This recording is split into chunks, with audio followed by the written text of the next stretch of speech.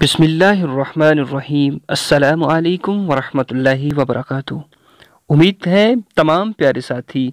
خیریت کے ساتھ ہوں گے۔ ہماری دعا ہے اللہ سب پہ اپنا خاص فضل و کرم نازل فرمائے، سب کی پریشانیوں کو دور فرمائے اور سب کی حاجتوں کو پورا فرمائے۔ تو جی پیارے دوستو، آج میں آپ کی خدمت میں ماہ ربیع الاول کے بابرکت مہینے میں ایک خاص وظیفہ کہ جو آپ نے دولت کے حصول کے لیے کرنا ہے، انشاءاللہ اس کی بہت ساری برکات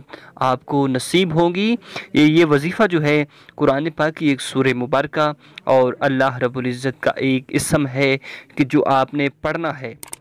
انشاءاللہ اس کی برکت سے آپ محسوس کریں گے کہ پچھلے مہینے کے اندر آپ کے پاس کتنی دولت تھی اور اس مہینے کے اندر آپ نے یہ وظیفہ کیا اور اس کا کیا اثر، کیا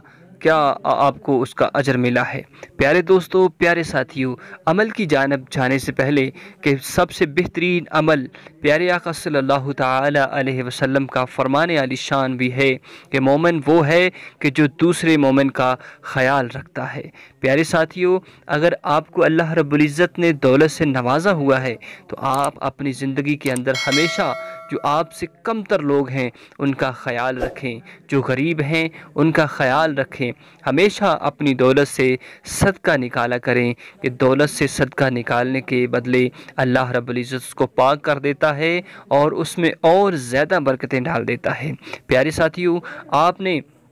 اگر آپ چاہتے ہیں کہ آپ امیر ہو جائیں تو ایک بات کو ضرور خیال رکھیں۔ آپ نے وہ کون سی بات ہے جس کا خیال رکھنا ہے کہ کبھی بھی غرور اور تکبر کے اندر نہ آئیں۔ ہمیشہ انسان کی بلندی اسی وقت ہوتی ہے کہ جب وہ غرور اور تکبر کو ختم کر دیتا ہے، اور بلندی سے انسان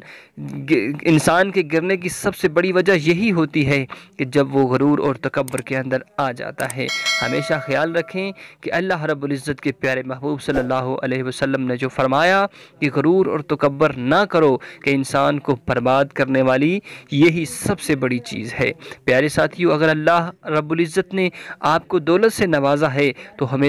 ہمیشہ اس کا شکر ادا کرتے رہیں، کیونکہ جو شکر ادا کرتا ہے لَإِن شَكَرْتُمْ وَلَأَزِيدَنَّكُمْ، کہ جو اللہ کا شکر ادا کرنے والا ہے اللہ اس کو اور زیادہ نعمتوں سے نوازتے ہیں۔ تو پیارے ساتھیو، ماہ ربیع الاول کا بابرکت مہینہ کہ جس کے اندر آپ نے دولت کے حصول کے لیے ایک وظیفہ کرنا ہے، جو میں آپ کو بتانے جا رہا ہوں کہ آپ نے اس کو روزانہ ربیع الاول شریف کے جتنے دن بھی باقی ہیں اس کے اندر اس وظیفے کو کرنا ہے، اور انشاءاللہ اپنی آنکھوں سے آپ دیکھیں گے کہ پچھلے مہینے کے اندر آپ کے پاس کتنی دولت تھی اور اس مہینے اللہ کا کتنا آپ پہ کرم ہوا اور آپ کے پاس جو ہے دولت ڈبل ٹربل ہو گئی۔ اس کی وجوہات کیا ہوں گی کہ آپ نے یقین اور کامل کے ساتھ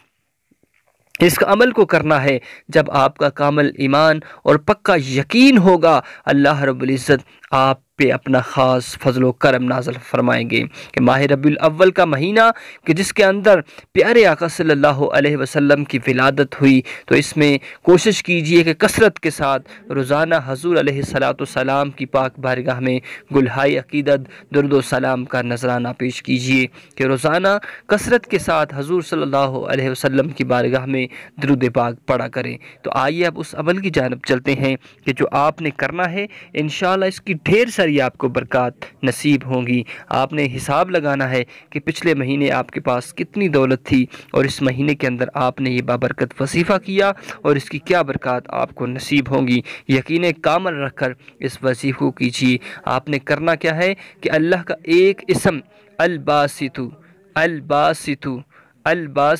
اس کو روزانہ 7 مرتبہ پڑھنا ہے، اور ایک قرآن پاک کی سورہ مبارکہ سورہ کوثر کہ جس کو ہر کوئی جانتا ہے میں پڑھ کر آپ کو بتاؤں گا کہ بسم اللہ الرحمن الرحیم، انا اعطیناک الکوثر فصل لربک وانحر ان شانئک هو الابتر۔ اس کو زبانی یاد کر لیجئے، اور ربیع الاول کے جتنے بھی دن ہیں ان دنوں کے اندر روزانہ کی بنیاد پر اس وظیفے کو 7 مرتبہ کیجئے، اور اول و آخر 3 مرتبہ درود پاک پڑھا کریں، اور ربیع الاول کے مہینے میں کثرت کے ساتھ اس کو درود پاک کو پڑھا کریں، اور یہ وظیفہ بھی روزانہ کرتے رہیں۔ انشاءاللہ اس کی برکت سے آپ کو اللہ رب العزت العزت خاص انعام و اکرام سے نوازیں گے۔ اللہ رب العزت ہم سب کی پریشانیوں کو دور فرمائے، آمین۔ وآخر دعوانا ان الحمدللہ رب العالمین۔